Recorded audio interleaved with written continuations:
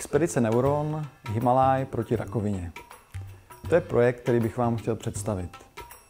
Himalaj je pohoří v Asii, které je známé především tím, že sem směřuje spousta horolezců kvůli nejvyšší hoře světa Mount Everest.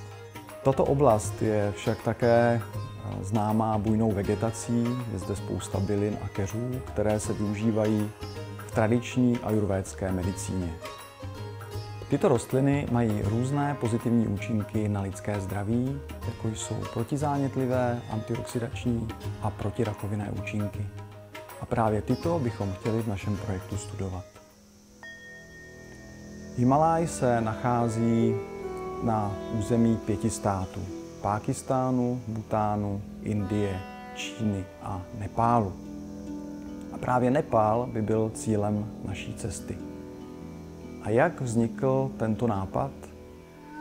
Vznikl jednoduše, a to na konferenci na Assam University v Indii, kde jsem se v roce 2017 potkal s kolegou doktorem Gyavali, který zde přednášel o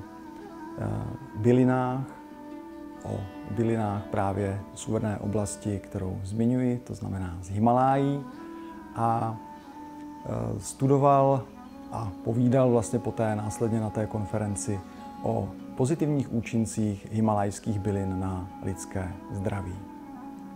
Já jsem na uvedené konferenci měl přednášku o apoptóze, tedy programované buněčné smrti, která je klíčovým procesem při rakovině, respektive můžeme zaměřit své úsilí na studium tohoto procesu a předcházení vzniku rakoviny. Po diskuzi s doktorem Gyavali jsme naznali, že bychom mohli spojit svoje výzkumné síly. Pan doktor Gyavali mě pozval na expedici do Nepálu, kterou běžně dělá se studenty, to znamená, že se pohybuje s nimi po horách, kde sbírají byliny a keře, a následně z těchto rostlin izolují účinné látky, které využívají pro přípravu medikamentů, které mají pozitivní účinky na lidské zdraví.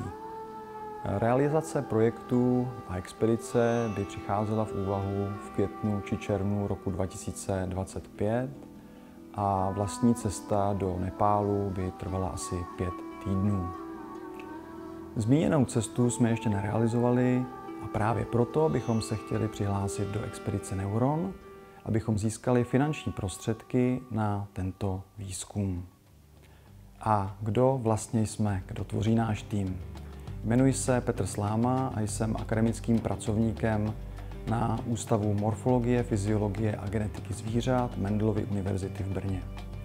Od doktorského studia se věnuji apoptóze, tedy programované buněčné smrti, na kterou by byl zaměřen také náš projekt.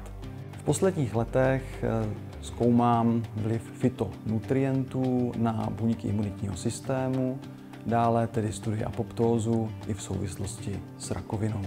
V posledních letech jsem se podílel na přípravě publikací v uvedených tématech a jedna z posledních publikací je zaměřená na himalajskou bylinu Bergenia ligulata a její pozitivní účinky na lidské zdraví. Druhým členem našeho týmu je docent Aleš Pavlík, který je vedoucím Ústavu morfologie, fyziologie a genetiky zvířat naší univerzity. Pan docent se zaměřuje v posledních letech na výzkum fytonutrientů či fytochemikálií a jejich vlivu na osteoblasty a osteoklasty. Posledním členem našeho týmu je pan doktor Andrej Bátik, který je čerstvým absolventem doktorského studia na našem ústavu. Pan doktor Bátik se zaměřuje na výzkum týkající se hojení ran a dále na výzkum vlivu ostropestře mariánského na výkonnost a zdraví dostihových koní. A jaký by měl být program naší expedice? Nejprve bychom zavítali na univerzitu v Katmandu do výzkumného týmu doktora Gyavaliho, kde bychom zhruba týden připravovali vlastní expedici. Následně bychom se 2 týdny pohybovali v oblasti Kiska, kde bychom sbírali byliny a keře, které bychom následně zpracovávali v laboratoři. Takto zpracované byliny bychom převezli na naši univerzitu, kde bychom studovali účinky na různé buňky imunitního systému. A jednalo by se o in vitro kultivace buněk s uvedenými látkami a zjišťování vlivu na buňky imunitního systému a na linie rakovinných buněk. Nicméně k moudrosti místních obyvatel přistupujeme s velkou pokorou, protože tito lidé již po dlouhá staletí znají účinky himalajských bylin na lidské zdraví. Je to pro nás tedy obrovská výzva navázat na jejich moudrost a dovést to do zdárného konce, tedy k léčbě rakoviny. Děkuji vám za pozornost a děkuji také za příležitost získat finanční prostředky na uvedenou expedici.